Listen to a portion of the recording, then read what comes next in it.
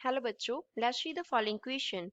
Two particles A and B execute simple harmonic motion of same amplitude and frequency along the same straight line. Question में हमें two particles दिए गए हैं A and B, दोनों simple harmonic motion execute कर रहे हैं, same amplitude है, सेम फ्रीक्वेंसी है, सेम स्ट्रेट लाइन के लॉन्ग वो मोशन एग्जीक्यूट कर रहे हैं. दे क्रॉस वन अनदर, वो एक दूसरे को क्रॉस करते हैं, मूविंग इन ऑपोजिट डायरेक्शंस. जो मूव करने का डायरेक्शन है वो क्या है, एक दूसरे से ऑपोजिट है. वो कब क्रॉस करते हैं, when their displacement is half the amplitude. जब उनका जो डिस्प्लेसमेंट है वो एम्पलीट्यूड का हाफ हो जाता है तो वो एक दूसरे को क्रॉस करते हैं. The phase difference between two simple harmonic motions is, हमें टू सिंपल हार्मोनिक मोशंस जो दिए गए हैं उन दोनों का फेज डिफरेंस निकालना है. ऑप्शंस क्या है, 120 डिग्री, 180 डिग्री, 60 डिग्री और 30 degree. So first of all we will talk about the key concept used in the question. इस क्वेश्चन में हम क्या की कॉन्सेप्ट यूज करेंगे. क्वेश्चन में हमें जो पार्टिकल्स ए एंड बी दिए गए हैं, दोनों पार्टिकल कौन सा मोशन एग्जीक्यूट कर रहे हैं, that is simple harmonic motion.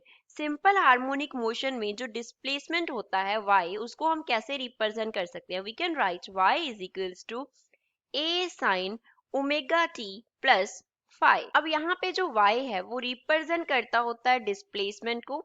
y क्या रिप्रेजेंट करता है, डिस्प्लेसमेंट.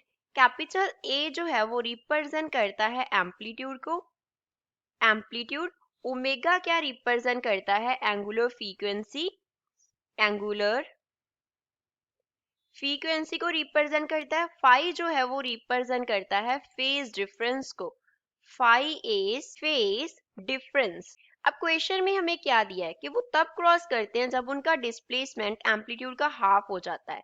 तो हम यहाँ पे क्वेश्चन में क्या लिखेंगे, a/2 is equals to a into sine omega T plus phi लिखेंगे. तो यहाँ से a से कैंसिल हो गया, so we can write sine omega T plus phi is equals to 1/2. अब साइन 1/2 कब होता है, जब हमारे पास sine theta is equals to 1/2 कब होता है, जब थीटा का जो वैल्यू है वो इधर तो 30 डिग्री हो और क्या हो, theta is equals to 150 degree हो.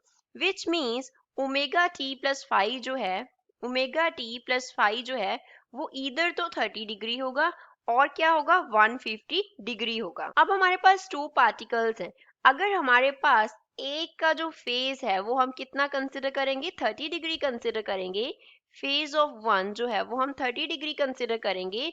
तो जो सेकंड है, तो फेज ऑफ सेकंड जो है, फेज ऑफ सेकंड जो हमारे पास बनेगा वो कितना बन जाएगा, 150 डिग्री बन जाएगा. तो अगर एक का फेज 30 है, दूसरे का फेज 150 डिग्री है, तो फेज डिफरेंस कितना होगा, फेज डिफरेंस. फेज डिफरेंस को सपोज हमने डेल्टा फाई से डिनोट किया, तो डेल्टा फाई जो है वो हमारे पास किसके इक्वल आ जाएगा, एक के फेज में से दूसरे का फेज माइनस कर देंगे तो फेज डिफरेंस आ जाएगा.